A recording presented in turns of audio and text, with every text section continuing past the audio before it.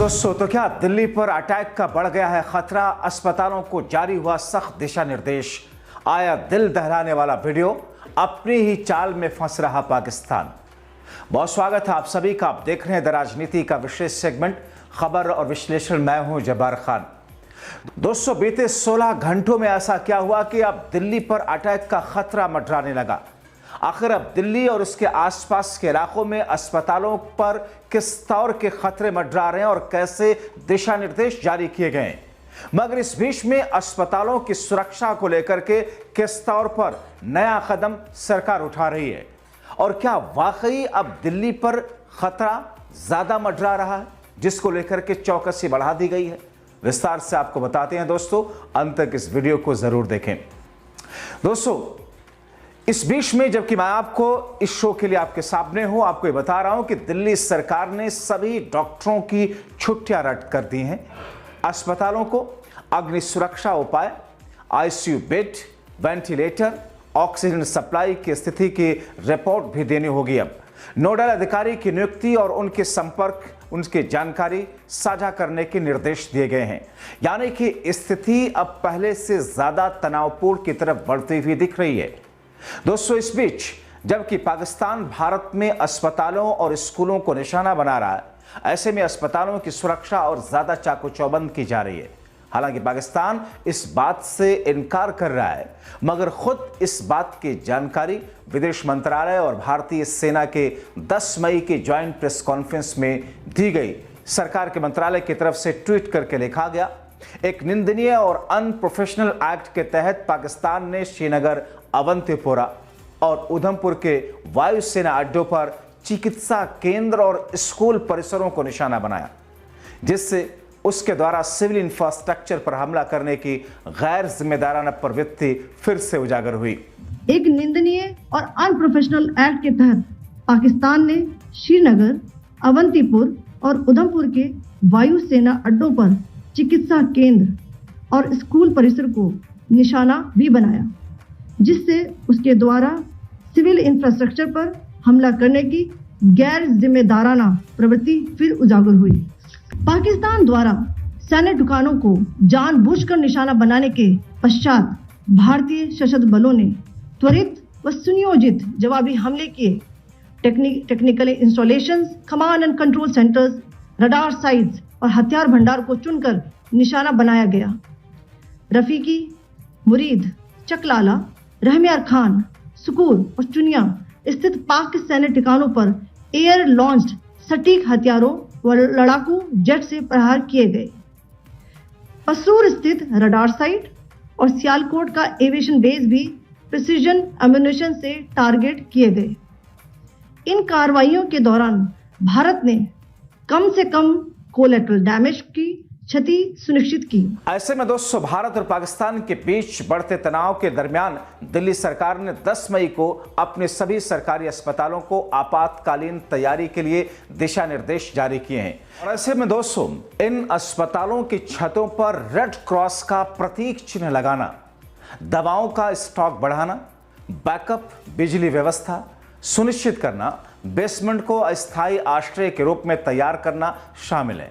इसका मकसद संभावित हवाई हमलों से स्वास्थ्य सुविधाओं को सुरक्षित रखना और अंतर्राष्ट्रीय मानवीय कानून के तहत इन्हें संरक्षित स्थल के तौर पर चिन्हित करना है। दोस्तों, मगर आइए आपको बताता हूं कि अस्पतालों की तैयारियां और युद्ध के वो नियम जिससे अस्पतालों पर हमले नहीं किए जाने की बात कही जाती है। आखिर कौन सा वो नियम है जिसके तहत जंग के दरमियान अस्पतालों या फिर स्वास्थ्य केंद्रों पर कोई भी देश किसी के ऊपर हमला नहीं कर सकता? मगर देखिए ना, किस तौर पर बौखलाहट है पाकिस्तान की कि अस्पतालों को भी वो निशाना बना रहा है। दोस्तों, दिल्ली के 38 सरकारी अस्पताल हैं, जिसमें से 25 जिनमें लोक जननायक, दीनदयाल उपाध्याय, जीटीबी, इंदिरा गांधी अस्पताल शामिल हैं।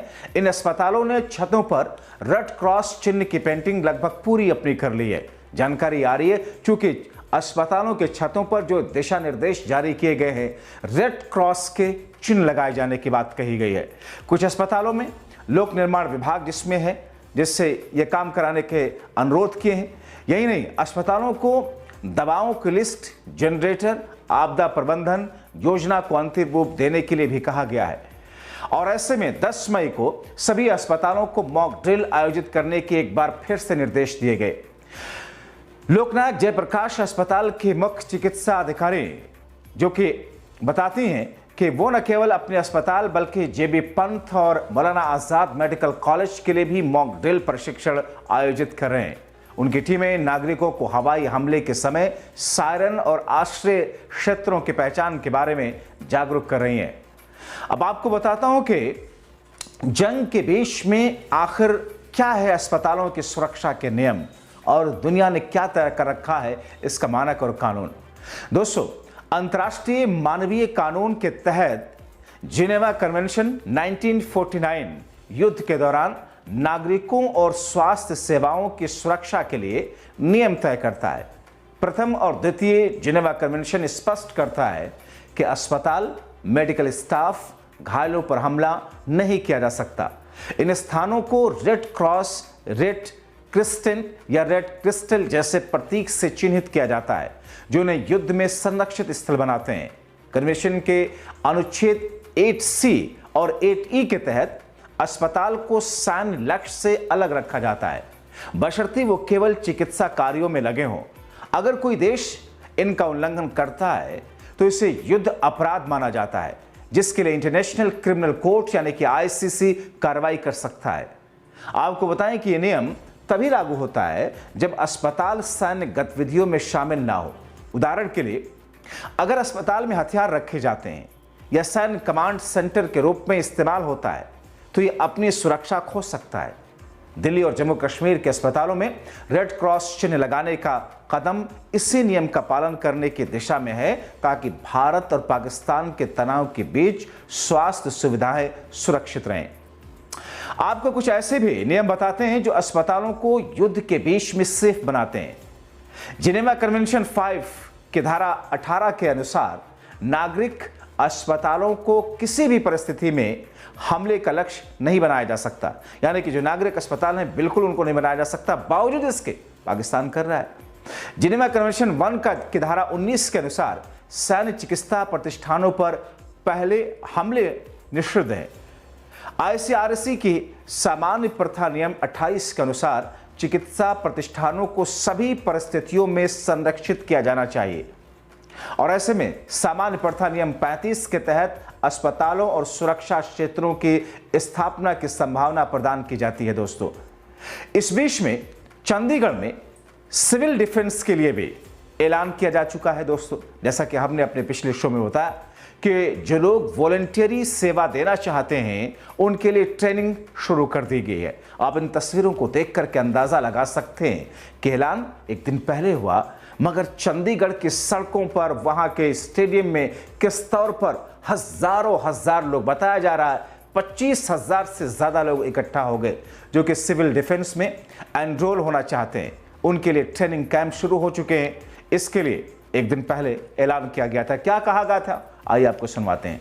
और मेरे पास भी काफ़ी सारे लोगों से इस तरह की एप्लीकेशंस और रिक्वेस्ट आई हैं कि वो सिविल डिफेंस के ज़रिए जुड़ करके और इस पूरी एक्टिविटी में अपना कंट्रीब्यूशन देना चाहते हैं। तो उसके लिए हम कल 11 बजे एक कैंप लगा रहे हैं टैगोर थिएटर में। जो भी लोग सिविल डिफेंस में एनरोल होना चाहते हैं उनके लिए ट्रेनिंग कैंप है 3 घंटे का। वो वहाँ पे आएँ, अपनी एनरोलमेंट करें, उनको हम 3 घंटे की ट्रेनिंग देंगे और उनको सब्सिक्वेंटली फिर ड्यूटीज़ दी जाएंगी कि उनको किन किन एरियाज़ में कहाँ कहाँ पे काम करना है। तो मैं आप सबके ज़रिए रिक्वेस्ट करूँगा, विशेषकर यूथ से, युवाओं से, कि ऐसी सिचुएशन में अगर वो हमें अपनी वॉलंटरी तौर पे सर्विस देना चाहें तो ज़रूर कल 11 बजे वो टैगोर थिएटर पे आकर के और अपना एनरोलमेंट कर सकते हैं।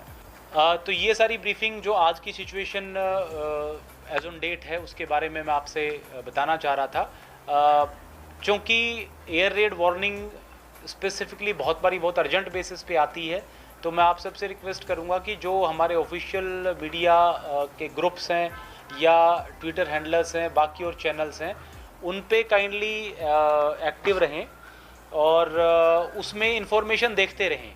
मगर इस बीच में दोस्तों एक वीडियो तेजी से वायरल हो रहा है जिसे पाकिस्तान की तरफ से किए जा रहे अटैक का बताया जा रहा है।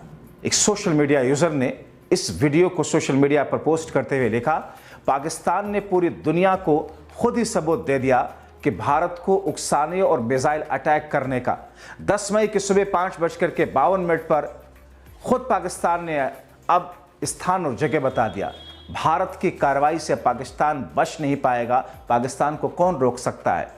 भारत अब इस स्थान को टारगेट करके नष्ट करेगा, ये ऐसी कामना सोशल मीडिया यूजर दर्शाते हैं। आप देखिए इस 26 सेकंड के वीडियो को, किस तरीके से हाई रेंज की मिसाइल को दागने की कोशिश कर रहा और दाग रहा पाकिस्तान।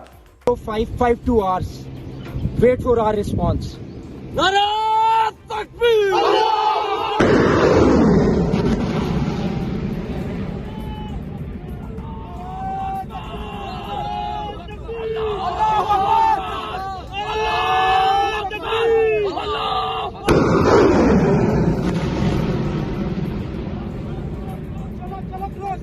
तो फिर एक ऐसी स्थिति जबकि दिल्ली में खतरा और ज्यादा बढ़ता जा रहा है। बताया ऐसा जा रहा है कि दिल्ली पर भी अटैक का खतरा है, मगर इन सब चीजों के बीच में भारतीय सेना ने जिस अंदाज में पाकिस्तान को मुंहतोड़ जवाब दिया, उनके सैन्य ठिकानों को नेस्तनाबूद करके, उनके असलहों के भंडार को टारगेट करके और उनके एयर डिफेंस सिस्टम को तबाह करके, इस बीच में दिल्ली और इस एनसीआर के इलाकों में अस्पतालों को लेकर के जो गाइडलाइंस है और दूसरी तरफ वॉलंटरी एनरोल कराने के लिए चंडीगढ़ में जैसा इस वक्त लोगों के बीच में जोश दिख रहा है, जाहिर तौर पर यही भारतीय सेना और यही भारतवासियों का पराक्रम है।